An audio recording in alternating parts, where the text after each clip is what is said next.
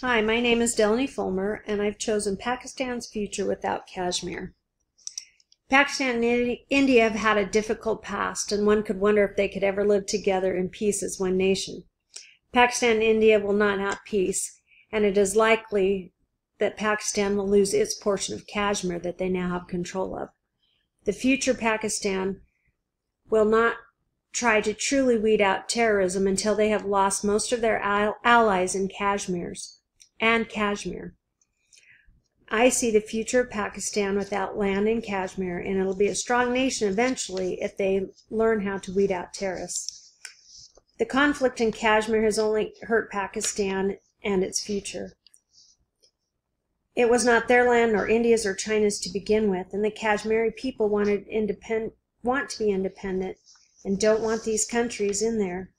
If Pakistan would have respected the Kashmiri people in the first place, there would not have been this ongoing conflict. Pakistan and India are fighting over this area, and India believes that Pakistan has funded the militants that attack them in Kashmir, and Pakistan denies knowing or are behind any of these attacks from these groups. Even though the JEM,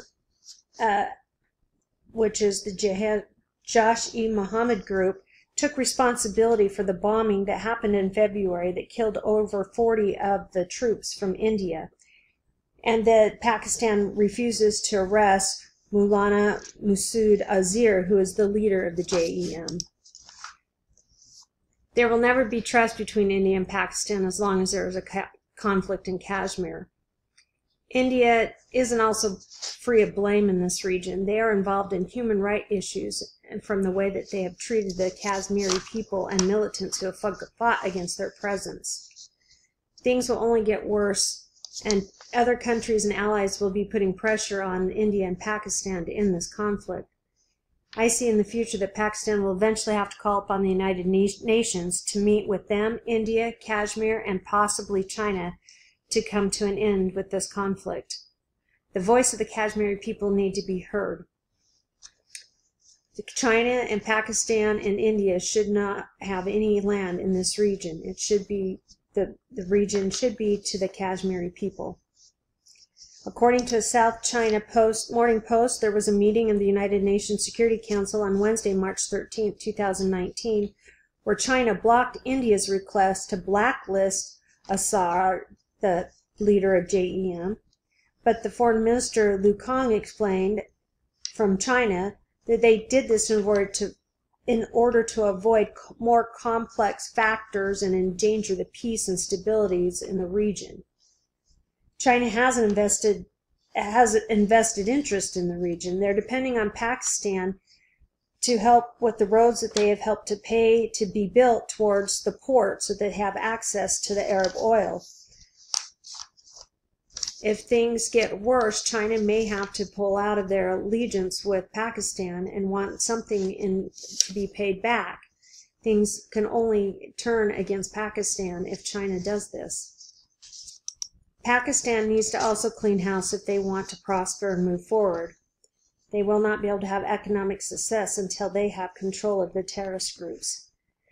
They say that governments have taken over madrasas and schools that used to be controlled by different groups like the JEM and JUD.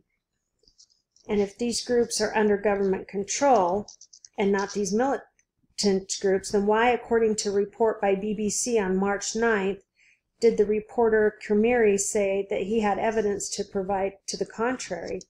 When he interviewed a cleric from the madrasa on the outskirts of Islamabad, they told him it was just an ordinary Islamic school, but it was being guarded by a man with a rifle, and behind him was the white and black flag that is the flag of the JEM.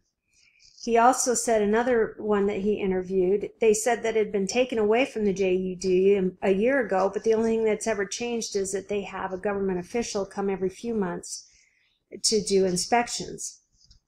The report also states, but there has also been highly publicized crackdowns with such groups before, and often too Pakistan has been in the international spotlight only for the mosque and religious schools to be handed back to the previous owners and the detainees to be later released due to lack of evidence.